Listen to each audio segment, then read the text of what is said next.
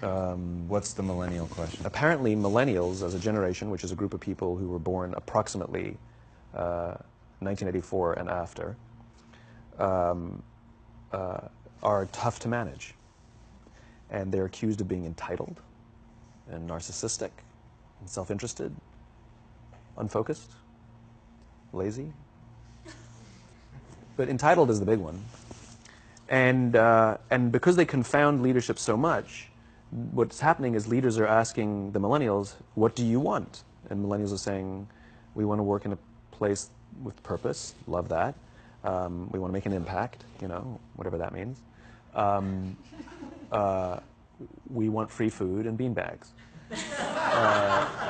And so somebody articulates some sort of purpose, there's lots of free food and there's beanbags, and yet for some reason they're still not happy. And that's because they're missing, there's a missing piece. What I've learned is that I can break it down into four pieces, right? There are four things, four characteristics. One is parenting, the other one is technology, the third is impatience, and the fourth is environment. The generation that we call the millennials, too many of them grew up subject to, not my words, failed parenting strategies, you know? Where, for example, they were told that they were special all the time. They were told that they could have anything they want in life, just because they want it, right? They were told, some of them got into honors classes, not because they deserved it, but because their parents complained. And some of them got A's, not because they earned them, but because the teachers didn't want to deal with the parents. Some kids got participation medals. You got a medal for coming in last, right? Which the science we know is pretty clear, which is it devalues the medal and the reward for those who actually work hard. And it actually makes the person who comes in last feel embarrassed because they know they didn't deserve it. So it actually makes them feel worse, right? So you take this group of people, and they graduate school, and they get a job, and they're thrust into the real world, and in an instant, they find out they're not special, their moms can't get them a promotion, that you get nothing for coming in last, and by the way, you can't just have it because you want it, right? And in an instant, their entire self-image is shattered. And so you have an entire generation that's growing up with lower self-esteem than previous generations. The other problem, to compound it, is we're growing up in a Facebook, Instagram world. In other words, we're good at putting filters on things. We're good at showing people that life is amazing even though I'm depressed, right? And so everybody sounds tough, and everybody sounds like they got it all figured out. And the reality is there's very little toughness, and most people don't have it figured out. And so when the more senior people say, well, what should we do? They sound like, this is what you got to do. And they have no clue. Right? So you have an entire generation growing up with lower self-esteem than previous generations, right? Through no fault of their own. Through no fault of their own, right? They were dealt a bad hand, right? Now let's add in technology. We know that engagement with social media and our cell phones releases a chemical called dopamine. That's why when you get a text, it feels good. Right? So, you know, we've all had it where you're feeling a little bit down or feeling a bit lonely, and so you send out 10 texts to 10 friends, you know, hi, hi, hi, hi, hi, because it feels good when you get a response, right? Right? It's why we count the likes, it's why we go back 10 times to see if my Instagram is growing slower, did I do something wrong, do they not like me anymore, right? The trauma for young kids to be unfriended, right? Because we know when you get a hit of dopamine, which feels good. It's why we like it. It's why we keep going back to it. Dopamine is the exact same chemical that makes us feel good when we smoke, when we drink, and when we gamble. In other words, it's highly, highly addictive, right?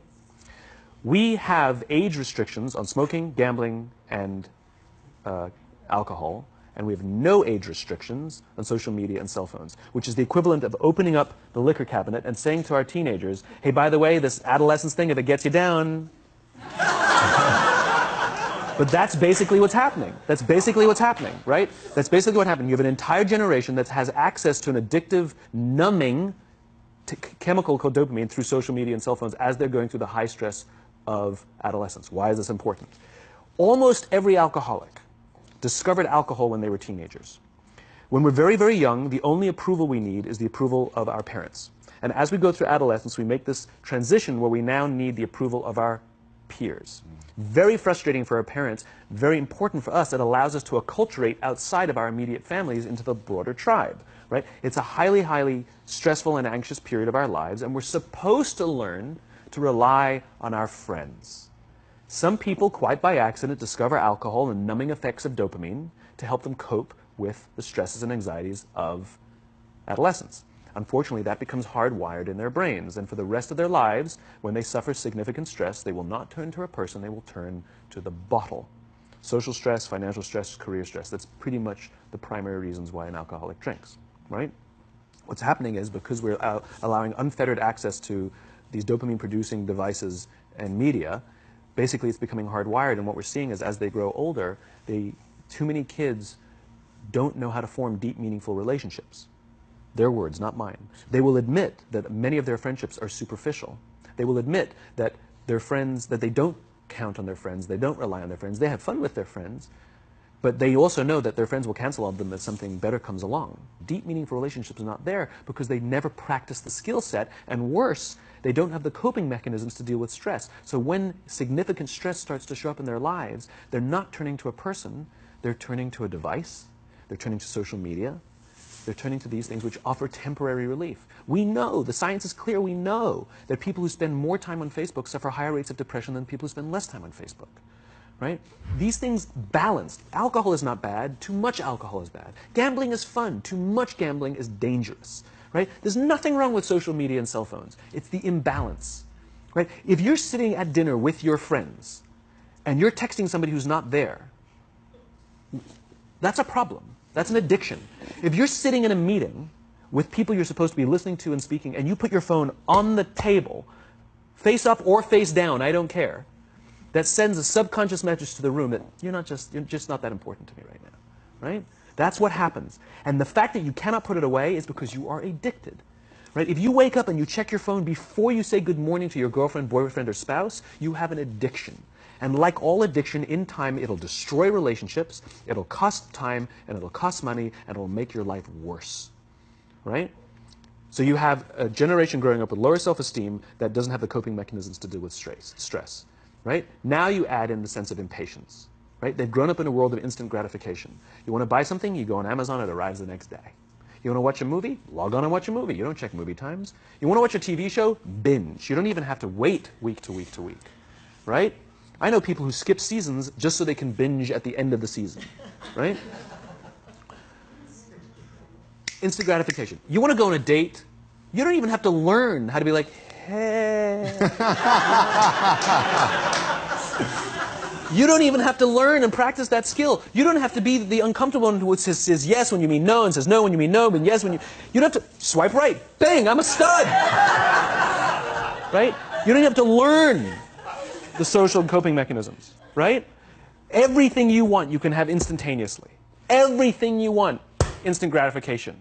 Except job satisfaction and strength of relationships, there ain't no app for that. They are slow, meandering, uncomfortable, messy processes. And so I keep meeting these wonderful, fantastic, idealistic, hardworking, smart kids. They've just graduated school. They're in their entry-level job. And I sit down with them and I go, how's it going? They go, I think I'm going to quit. I'm like, why? They're like, I'm not making an impact. I'm like, you've been here 8 months. You know? It's as if they're standing at the foot of a mountain and they have this abstract concept called impact that they want to have in the world, which is the summit. What they don't see is the mountain. I don't care if you go up the mountain quickly or slowly, but there's still a mountain. And so what this young generation needs to learn is patience.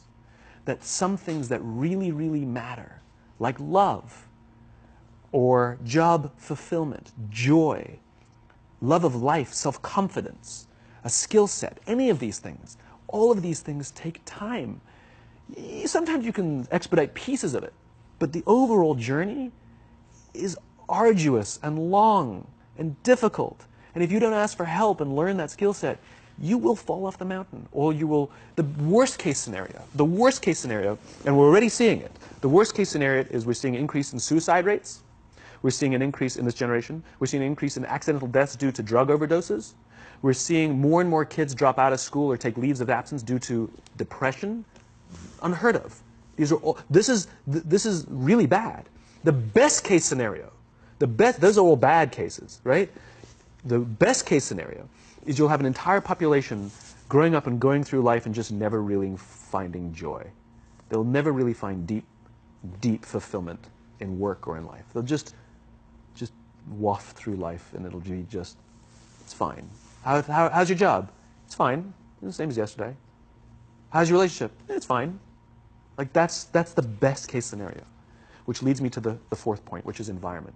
Which is we're taking this amazing group of young, fantastic kids who were just dealt a bad hand. It's no fault of their own. And we put them in corporate environments that care more about the numbers than they do about the kids. They care more about the short-term gains than the long-term life of this young human being. We care more about the year than the lifetime, right? And so we are putting them in corporate environments that aren't helping them build their confidence, that aren't helping them learn the skills of cooperation, that aren't helping them overcome the challenges of a digital world and finding more balance, that isn't helping them overcome the need to have instant gratification and teach them the joys and impact and the fulfillment you get from working hard on something for a long time that cannot be done in a month or even in a year.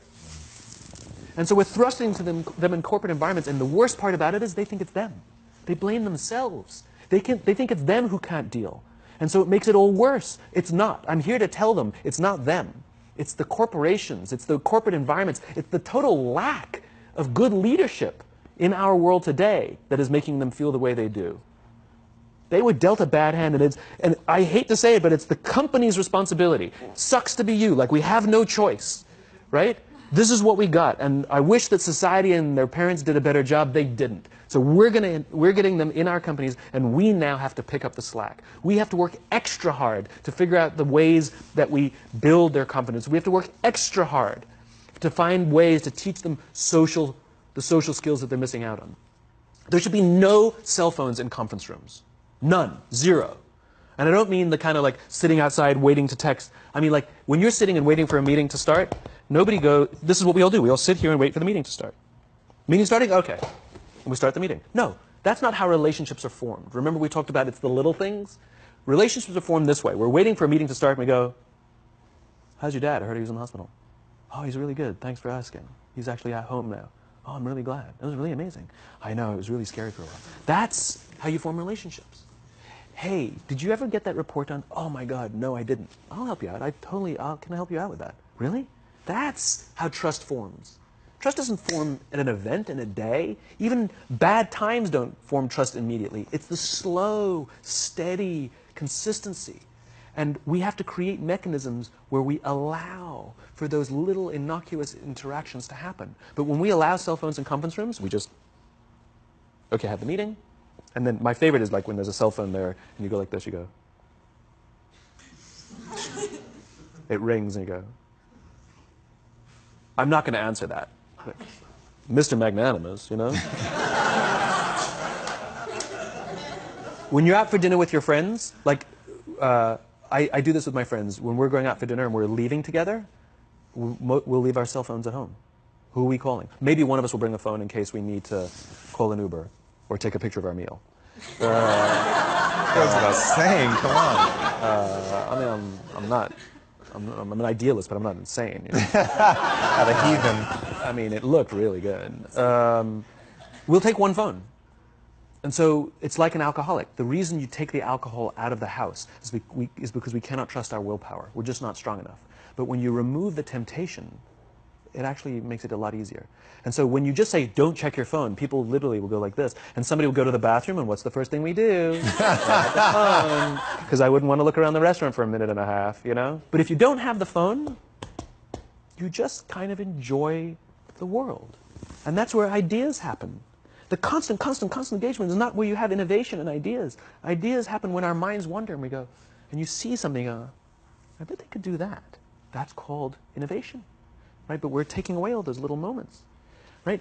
You should not, and none of us should charge our phones by our beds. We should be charging our phones in the living rooms, right? Remove the temptation. You wake up in the middle of the night because you can't sleep, you won't check your phone, which makes it worse. But if it's in the living room, it's relaxed, it's fine. But it's my alarm clock. buy an alarm clock. They cost $8, right? I'll buy you an alarm.